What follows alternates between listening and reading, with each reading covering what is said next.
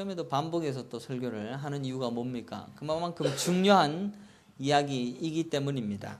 예수님께서는 수고하고 무거운 짐진 자들아 내게로 와서 쉬어라. 그래서 여러분들이 수고하고 무거운 짐진 자다라고 말씀하고 있으며, 여러분들이 그 짐을 내려놓고 예수님의 멍에를 메고 쉬는 인생을, 안식하는 인생을 살기를 원한다라고 우리 예수님이 말씀하고 있습니다. 이 말씀을 예수님께서 직접 그들에게 하시었고, 또한 예수님의 말씀 자체는 참으로 진리이며 지혜이며 믿음에 대한 아주 중요한 가르침이기 때문에 너무너무 중요한 말씀입니다. 그래서 여러분들 너무너무 중요하기 때문에 수고하고 무거운 짐진 자들아 다 내게로 오라, 내가 너희를 쉬게 하리라. 한번 옆에 있는 성도에게 주님이 당신을 쉬게 하십니다. 한 번만 고백하면서 나아가겠습니다. 주님이 당신을 쉬게 하십니다. 쉬게 하십니다. 예. 쉬게 하시겠다라는 것이 얼마나 중요한 말씀인지 모릅니다. 그러면 쉬게 하시겠다라는 말씀의 반대가 뭡니까? 열심히 일하는 겁니다. 그러니까 열심히 일하고 있는 여러분들에 대한 경종입니다. 쉬지 않고 일하고 있는 우리에 대한 안타까운 마음으로 좀 쉬어라, 예수 안에 쉬어라 라고 말씀하고 있습니다. 여러분은 신앙생활 하면서 쉬고 계십니까? 진짜 예수 안에 쉬고 있는, 안식을 누리고 있는가 한번 돌아보시길 바랍니다. 아니면 아직도 여전히 열심히 일하고 있습니까?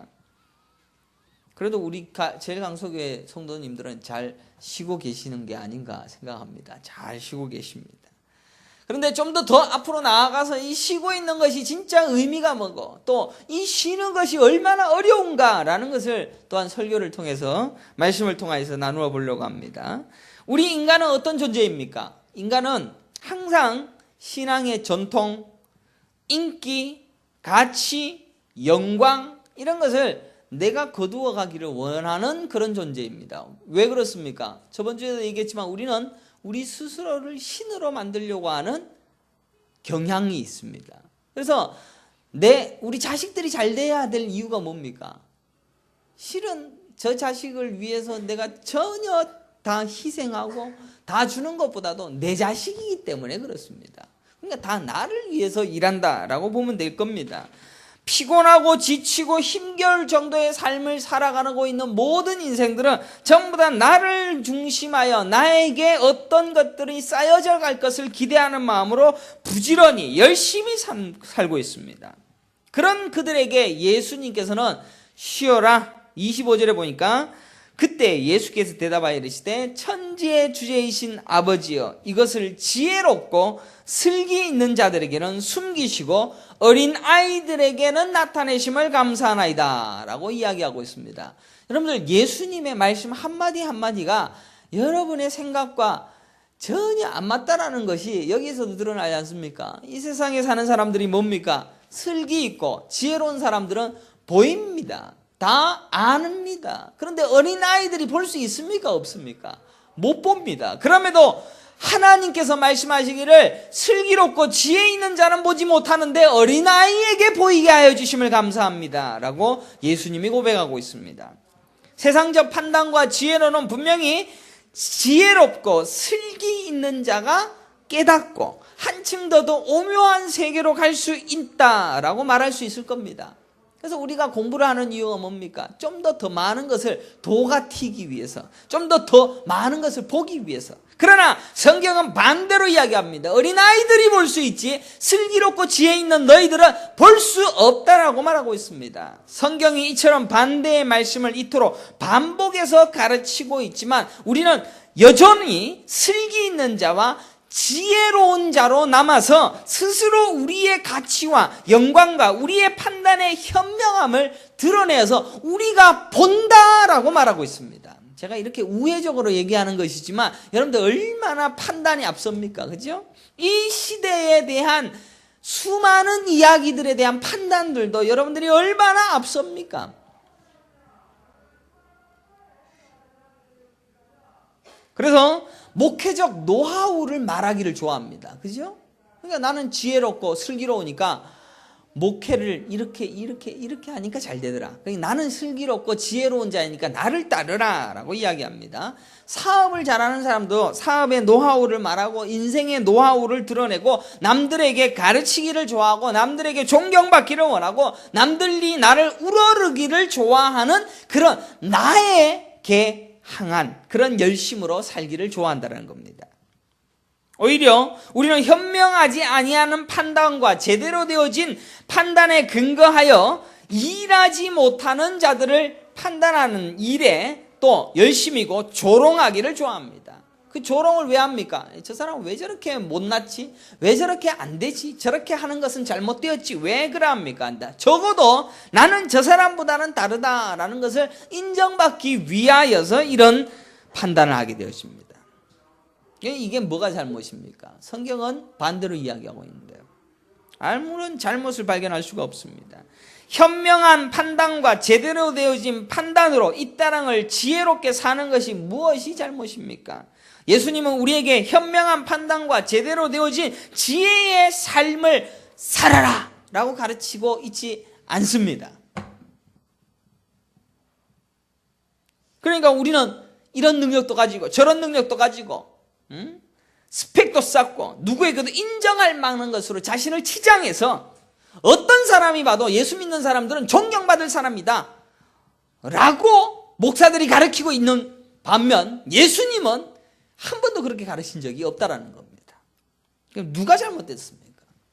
욥기서 34장 34절에 이런 말씀이 나옵니다. 욥기가 막 시험이 들었어요. 그래서 막 머리에는 온몸부터 욕창이 나서 그 다음에 마누라도 도망가고 애들은 다 죽고 재산은 다 잃었습니다. 그래서 전부 다 와갖고 뭐라 합니까? 당신 죄가 많아. 욥, 너 죄가 많아. 그래서 34절에 보면 슬기로운 자와 내 말을 듣는 지혜 있는 사람은 반드시 내게 말하기를 욥이 무식하게 말하니 그의 말이 지혜롭지 못하다 하리라. 나는 욥이 끝까지 시험받기를 원하노니 이는 그 대답이 악인과 같습니다. 욥이 무식해서 욥은 끝까지 자기 지혜가 있다라고 생각하니까 너는 무식한 놈이고 오히려 너는 그런 벌 받는 게 당연하다라고 말합니다. 욥의 세 친구는 자신의 지혜를 드러내기를 원했습니다. 그래서 욥을 무식하다라고 얘기했고 욥이 잘못되었다라고 얘기했고 너는 반드시 그런 죄를 받을 만한 자격이 있다라고 이야기한 겁니다. 그러면 반면 욥기는 뭐라고? 욥은 뭐라고 합니까? 욥기 17장 10절에 보면 너희는 모두 다시 올지니라 내가 너희 중에서 지혜자를 찾을 수 없느니라. 욥은 뭐라고 합니까? 너희들 중에는 지혜자가 하나도 없어. 다 무식한 놈들이야. 다시 와. 욥은 뭐라고? 친구들 보고 전부 무식한 놈이라고 그러고 친구는 욥 보고 뭐라고 합니까? 야, 이 무식한 놈아 라고 이야기하고 있는 겁니다. 그러니까 사람들이 하는 짓이 뭡니까? 전부 헐뜯는 거죠. 그죠?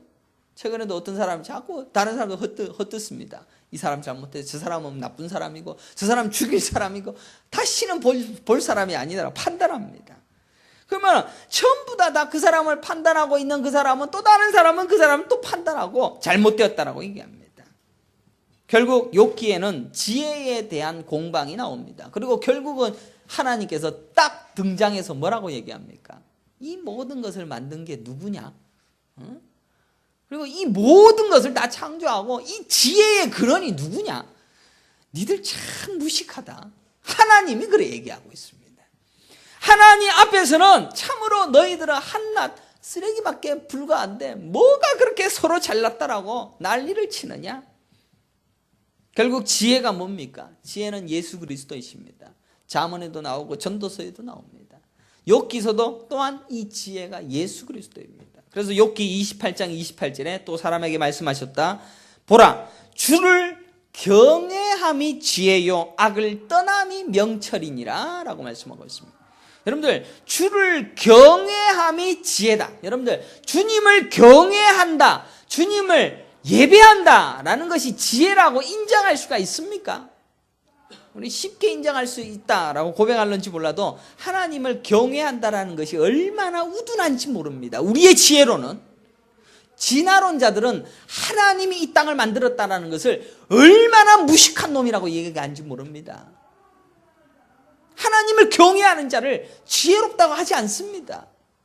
그러나 주를 경외함이 지혜요. 지혜는 주를 경외함입니다. 우리가 생각하는 지혜는 우리를 무거운 짐을 지게 하는 것이며 나를 가식덩어리로 만드는 것이며 하나님을 바라볼 수 없는 것으로 만드는 것이 이 땅의 지혜며 슬기입니다. 그럼에도 우리는 그리로 달려가고 있습니다. 그래서 오늘 예배 끝나고도 우리는 또 지혜로 슬기로 판단하여서 내가 앞서고 내가 증명되어지는 길을 향하여 부지런히 나아가는 무거운 짐을 지고 간다는 겁니다.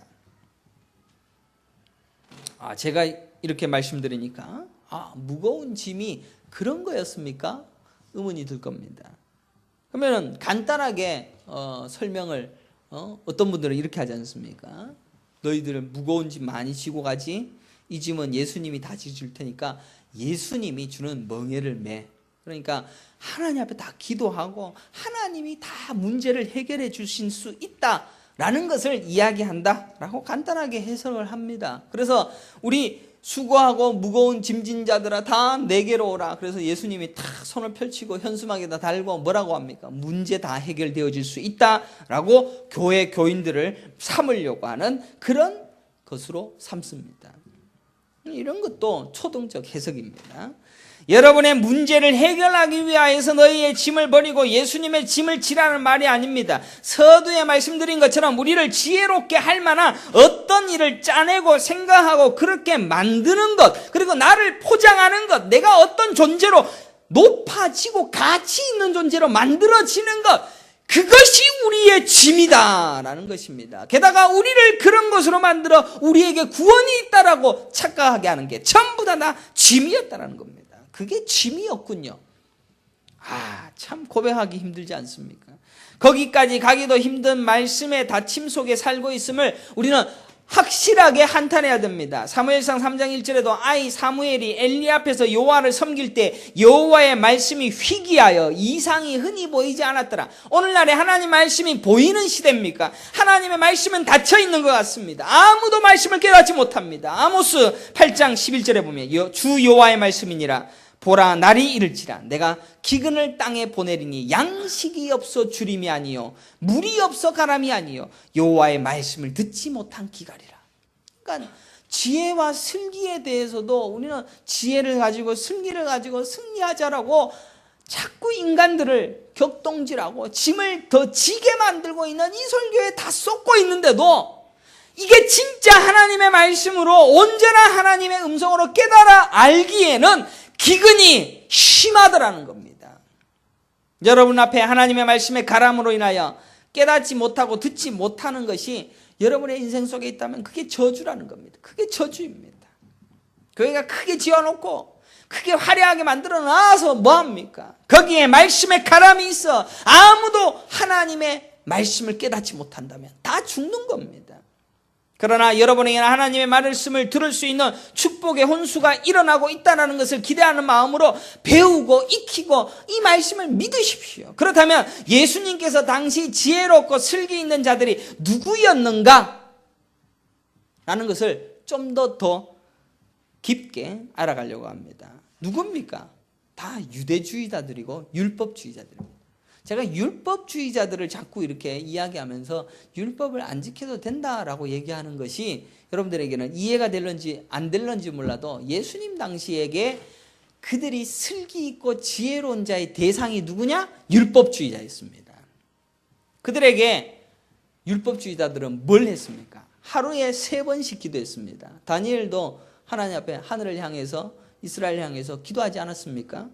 일주일에 하루, 이틀은 금식해야 됩니다. 또 율법 조문은 다 지켜야 됩니다.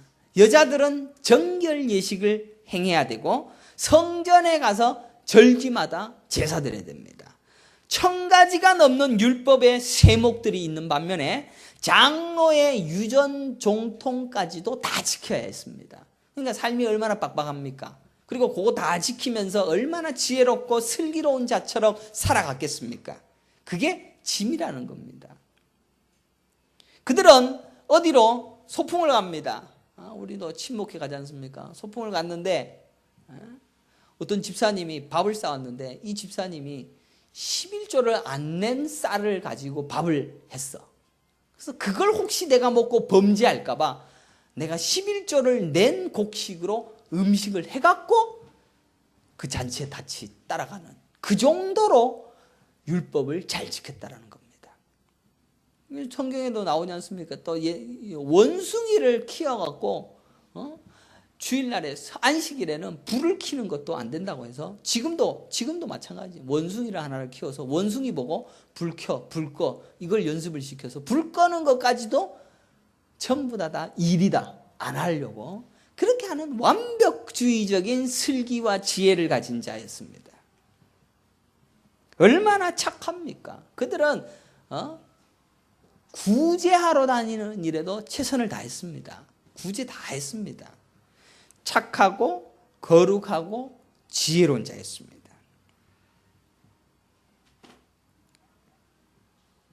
여러분의 삶을 한번 돌아보십시오. 여러분의 삶은 어떻습니까?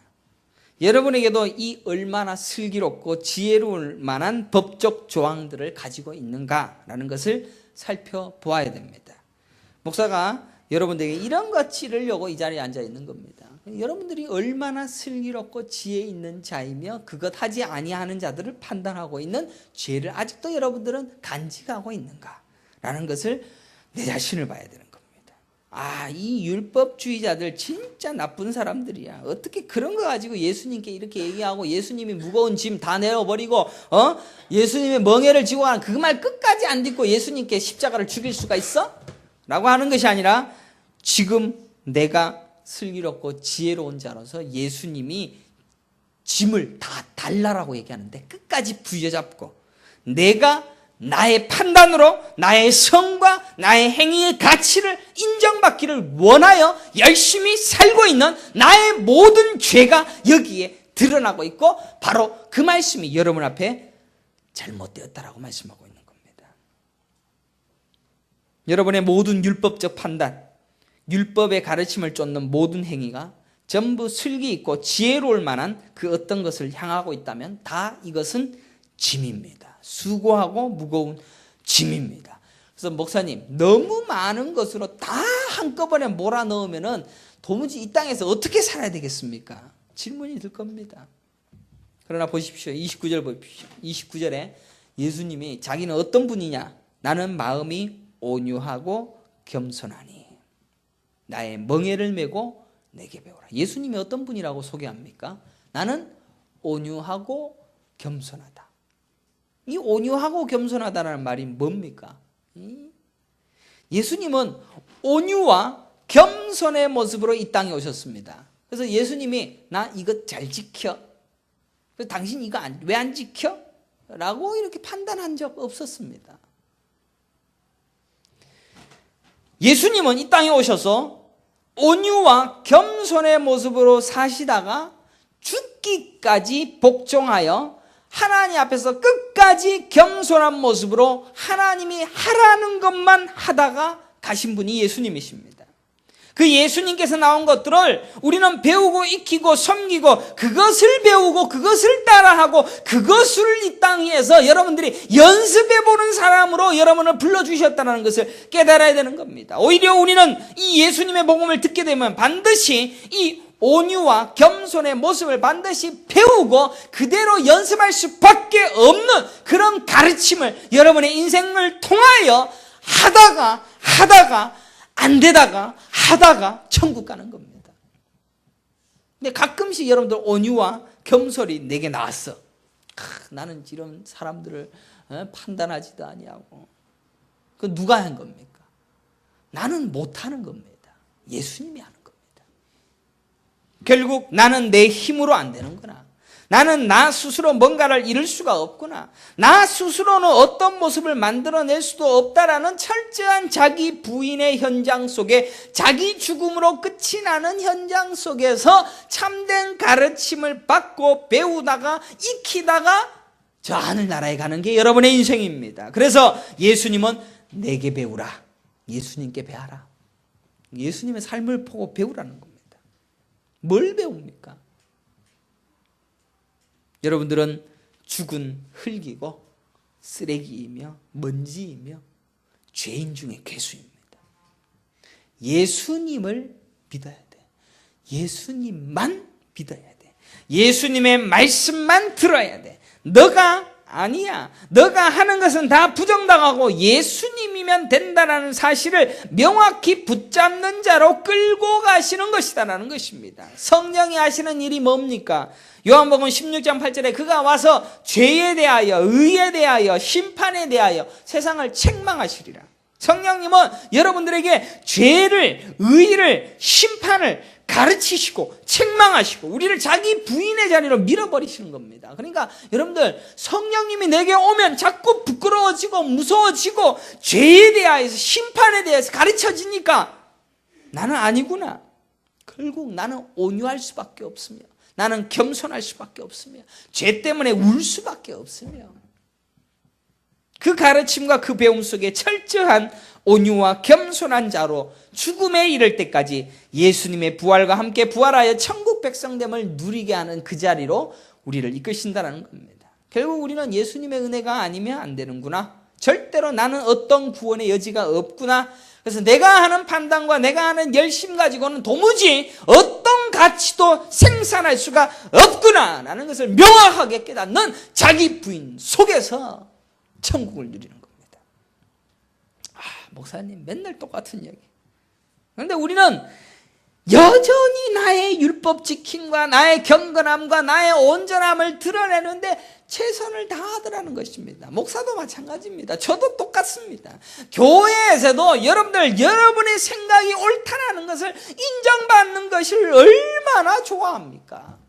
교회 분쟁이 일어나는 게 전부 다 내 판단이 옳고 당신 판단은 틀렸기 때문에 내 판단이 관철될 때까지 데모하고 판단하고 끝까지 주장하는 겁니다. 회사에서도 마찬가지고 여러분의 가정에서도 마찬가지고 내 판단과 나의 주장이 옳음이 증명되는 것, 그것을 위하여 삽니다.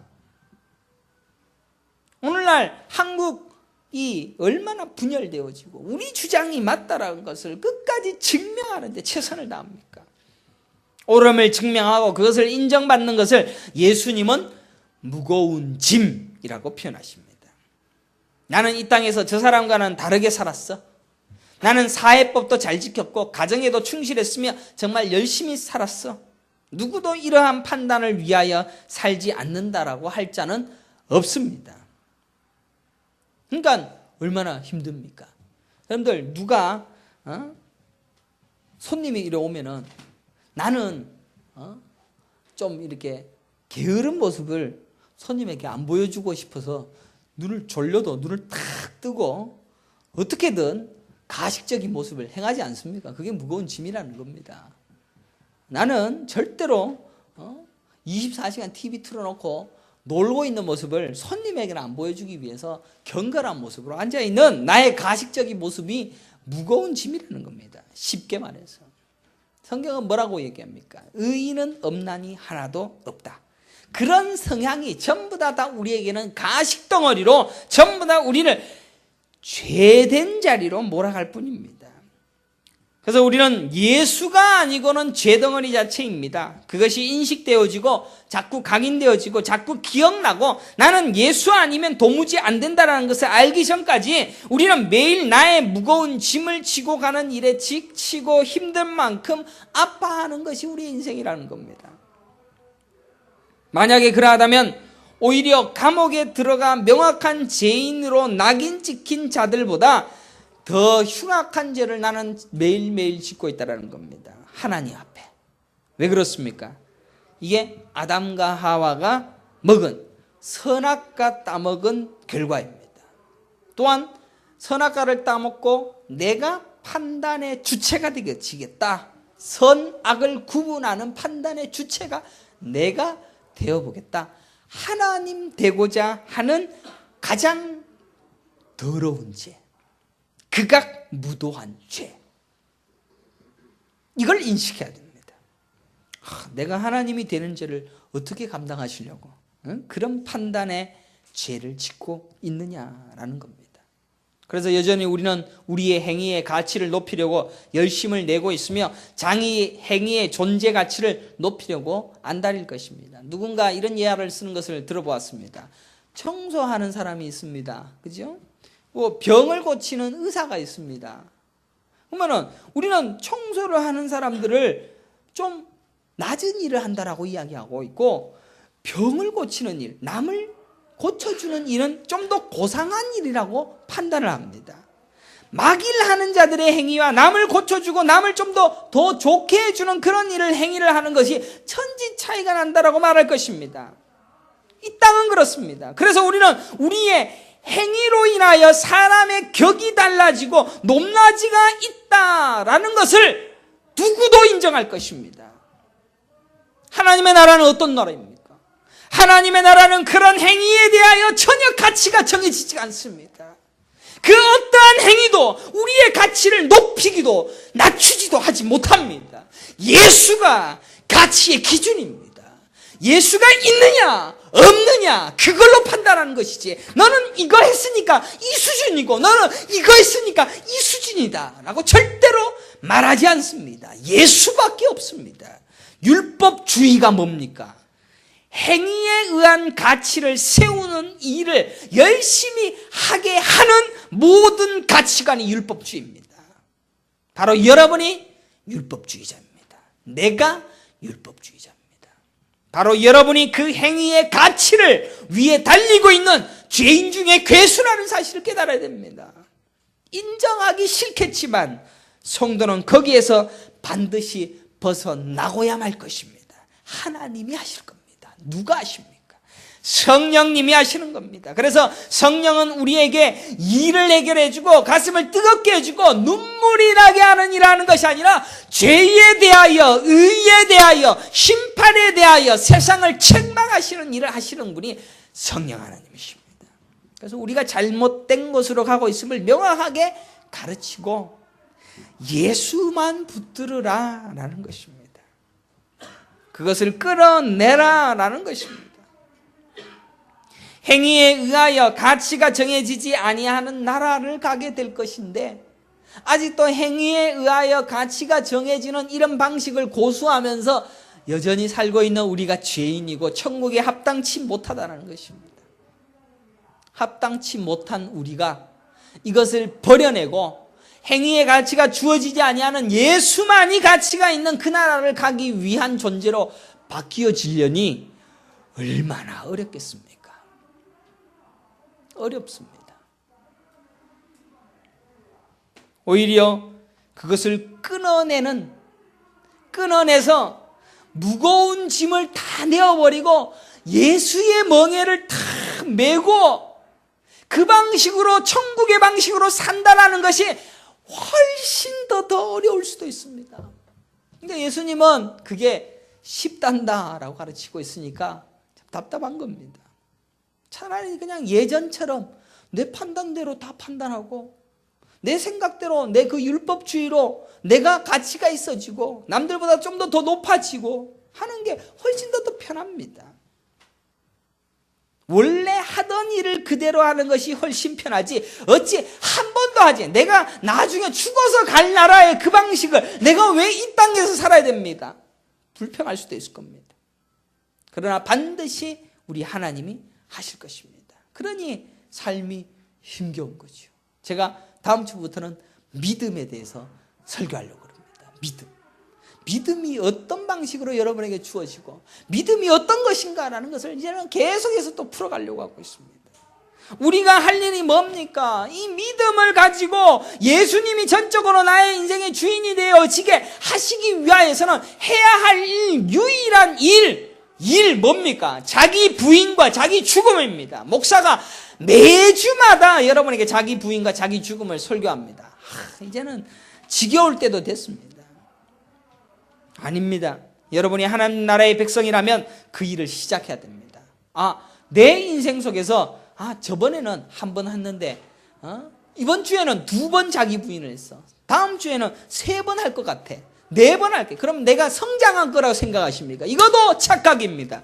내 안에 계신 성령님이 나를 죽이고 오히려 예수 그리스도가 더 충만해지는 예수가 하시는 그 일을 경험할 뿐이다 라는 것을 기억한다면 내 안에서 예수가 자꾸 자기 부인의 삶을 드러내고 나타나게 하신다는 것을 경험할 때 예수가 나와 함께 살고 있구나라는 것을 기뻐하는 겁니다. 자기 부인의 나라로 가게 될 자들은 그 나라가 가고 싶어서 가는 것도 아니고 하나님이 일하셔서 하나님이 데려가시는 것입니다. 그래서 우리가 자기가 부인 되어지는 상황 속에서 결국 나는 죄밖에 없구나, 내 스스로의 가치를 높이는 일을 전부 다 중지할 것입니다. 얼마나 어렵겠습니까? 교회가 여러분들 부흥하려고 하면은 잘 할 수 있습니다. 여러분의 가치를 높이는 일을 여러 번 잘 하면 됩니다. 제가 매번 여러분들의 이런 예화를 드렸지만 가치 챙겨주는 일에 최선을 다하면 여러분들 얼마나 열심히 하는지 압니까? 그래서 교회 뒤에다가 포도나무 해갖고는 여전도에 동그란 거 2개, 남전도에 유초동부 새벽 예배 나온 거 동그란 거 2개, 성미 낸 거, 그 다음에 전도 몇 명 했는 거 주보에다가 몇 명 해놨는지 탁탁 적어 놓으면 자부심을 가지고 열심히 일하는 겁니다. 얼마나 쉬운데요. 그것 다 여러분들 어릴 때 국민학교 때 초등학교 다 해본 거 아닙니까? 다 해봤지 않습니까? 엄마가 달란트 주면 열심히 신나서 이거 한 개 더 모아보려고 열심히. 그러니까 어른도 똑같이 그렇게 가르치니까 교회가 그래 하는 게 잘 되는 겁니다. 그래서 구역이 이런 구역 저런 구역 1구역부터 10구역이 있는데 1구역이 분가를 했어. 그러면 거기에 상을 탁 주는 거예요. 그럼 남들 보고 전부 다 이 구역장 보십시오. 그래서 이 구역장이 돈도 없는데 장로가 되어져서 높은 위치에 올라가게 되어지는 것을 한번 찬양합시다 라고 하면 교회가 신이 날 겁니다. 성교도 하고 구제도 하고 우리가 한 것으로 뭔가를 이루어냈다는 쾌감, 만족감 이런 것으로 사업을 추진하면 반드시 많은 사람들이 몰려올 것입니다. 성경은 그런 것을 교회라고 하지 않습니다. 에베소서 1장 22절에 또 만물을 그 발 아래에 복종하게 하시고 그를 만물 위에 교회의 머리로 삼으셨느니라. 교회는 그의 몸이니 만물 안에서 만물을 충만하게 하시는 이의 충만함이니라. 교회의 주인은 누구입니까? 예수님이시며 교회는 전부 예수만 드러나는 겁니다. 예수를 위하여서 존재하는 겁니다. 그게 교회입니다. 예수님의 전부가 교회고 교회의 전부가 예수님. 거기에 인간이 어떠한 영광도 챙겨갈 수 없는 것이 교회입니다. 교회 안에 자기 의의를 챙겨가는 그런 모임을 교회라고 하지 않습니다. 전부 수고하고 무거운 짐을 가득가득 지워져서 그것으로 열심히 일해서 그것으로 자기 영광을 차지하게끔 하려고 하는 그런 일을 하는 게 어떻게 교회입니까? 오히려 예수님의 멍에를 지고 가는 교회, 그런 교회를 꿈꿉니다. 그런 교회가 이 시대 가운데 그런 교회가 존재할까요? 없습니다. 일을 많이 하지 않아도 됩니다. 모임이 없어도 괜찮습니다. 열심을 가지지 않아도 됩니다. 성도들이여, 여러분들 열심히 살지 않아도 됩니다. 자기 부인과 자기 죽음으로 점철된 자들이 오늘도 나는 죄인으로소이다. 오늘도 나는 날마다 회개하며 오늘도 나는 남을 눈물로 밤을 지새우는 자들의 울부짖음이 있는 것이 교회입니다. 나는 없고 예수가 드러나고 그만이 존귀하게 되어지는 그곳이 교회입니다. 나에게 일어난 그 은혜로 인한 감사함과 면목 없음의 감격과 찬양만이 넘치는 곳이 교회입니다. 우리는 지금 무엇을 보고 있습니까? 짐을 보고 있습니까? 어떤 짐을 보고 있습니까? 누가복음 11장 46절에 이런 말씀입니다. 이르시되 화 있을진저 또 너희 율법 교사여 지기 어려운 짐을 사람에게 지우고 너희는 한 손가락도 이 짐에 대지 않는도다. 율법 교사가 어떻게 합니까? 다른 사람들이 전부 다 큰 어려운 짐을 다 지어주는 겁니다. 너 이것도 지켜야 되고 저것도 지켜야 돼. 그런데 지는 이것도 하지 않는다. 그래서 회칠한 무덤이라고 얘기한 겁니다. 오늘날의 짐을 여러분들에게 지우는 자들이 누구입니까? 누가 여러분들에게 짐을 지웁니까? 이런 것 하셔야 됩니다. 집사는 이 정도는 하셔야 됩니다. 짐지어 줍니다. 이런 것 애써서 만들어 놔야 됩니다. 전도해야 됩니다. 헌금해야 됩니다. 선교해야 합니다. 착한 일 많이 해야 합니다. 벽돌 나를 때 벽돌 헌금도 해야 되고, 주차장 할 때 주차장 한 평이라도 사야 되고, 어떤 일을 하든지 열심히 해야 됩니다. 다른 사람들이 욕들지 말고 존경받는 사람이 되도록 열심히 애쓰고 수고하십시오. 짐을 열심히 쥐어주는 설교에 아멘 화답하면서 그것 짐 잘 지고 나면 돈으로 복으로 돌려받는다라고 생각하면서 신이 나서 신앙생활하는, 지는 짐 안 지면서. 그래서 오늘날 어떤 교회들은 성도들이 전도를 시켜야 되니까, 성도들에게 전도를 시켜야 돼. 성도들 하나하나 끼어서 한 명은 더 데리고 와야 되니까, 목사도 전도하는 것처럼 보여야 하니까 전도한 것처럼 일일 교인, 그죠? 하루만 나와도 되는 교인 전화해갖고 데리고 와서 성도에게 끝까지 무거운 짐을 지게 해야 하는 교회가 아닌 것, 이런 것들이 얼마나 가득합니까? 만약 그런 교회라면 그것에 탈출해야 됩니다. 교회가 아니니까. 당시도 마찬가지지만 오늘날도 마찬가지입니다. 여러분들 무거운 짐 지고 가십니까? 어려운 오늘 그 짐을 내려놓으시기 바랍니다. 편하게 가십시오. 오히려 더 어려울 겁니다. 온유하고 겸손하신 예수님께 배우십시오. 온유하고 겸손하신 예수님은 하나님이 하라고 하시는 그대로 십자가에 못 박혀 죽고 인간이 되신 몸으로 이 땅에서 모든 형벌과 모든 조롱과 핍박을 받음에도 불구하고 끝까지 내가 드러나는 것이 아니라 아버지께서 일하시니 나도 일하며, 아버지가 하라 하시는 대로 내가 행하며, 아버지께서 말씀하신 것만 내가 증거한다라는 그 삶 살다 갔습니다. 여러분들이 뭐라고 하나님이 하지 말라는 것까지도 하며 하나님의 은혜면 다 된다라는 그 말씀조차도 나는 이것 해야만이 구원을 얻을 수 있다라고 착각합니까? 더 이상 무거운 짐을 지고 가지 마십시오. 예수 안에서 자기 부인으로 죽으십시오. 그저 죄에 대하여 눈물 흘리시고 의에 대하여 연구하시고 심판에 대하여 창념하십시오. 무엇으로 구원받으려고 신앙생활을 유지하십니까? 그것 아닌 다른 것으로 하려거든 교회에 합탄한 자가 아닙니다. 교회는 짐 지우는 것도 아닙니다. 짐 지우는 교회에 탈출하셨다면 이 교회에서 짐 서로 못 지웁니다. 이 교회에서도 서로 짐을 벗겨주셔야 됩니다. 당신 이런 것으로 여러분들 가리려고 하지 마십시오. 그냥 죄인으로 낙인 찍히십시오. 가식 떨지 마십시오. 나는 우리 부부 사이는 너무너무 행복해 보여. 그런 것 가식 덩어리로. 여러분들 다 부부싸움 하는 거 저도 다 압니다. 얼마나 뒤지고 뽑고 싸우는지도 다 알고 있으며 미워 죽겠는 것도 다 알고 있습니다. 가식도 버려내고 나는 예수 그리스도가 아니면 도무지 구원받을 수 없는 죄인 중에 괴수입니다. 나는 괴수 중에 괴수입니다. 라고 하나님 앞에 나아가면서 회개할 것밖에 없습니다. 자기 부인과 자기 죽음으로 철저히 하나님 나라의 백성 됨만을 위하여서 고백하는 그런 교회에 나오십시오. 그 교회가 예수가 머리가 되신 교회이며 그 교회가 예수의 몸으로서 하나님께 존재하는 참된 교회입니다. 여러분에게 그 짐을 서로 내려놓고 자기 부인의 십자가를 지고 오직 그 짐을 서로 지고 가며 예수에게 주신 그 멍에만을 메고 그분만에 배우며 그분의 온유와 겸손으로 끝까지 믿음의 삶을 유지하며 살아갈 수 있는 은혜의 성도들이 되시기를 간절히 축원합니다.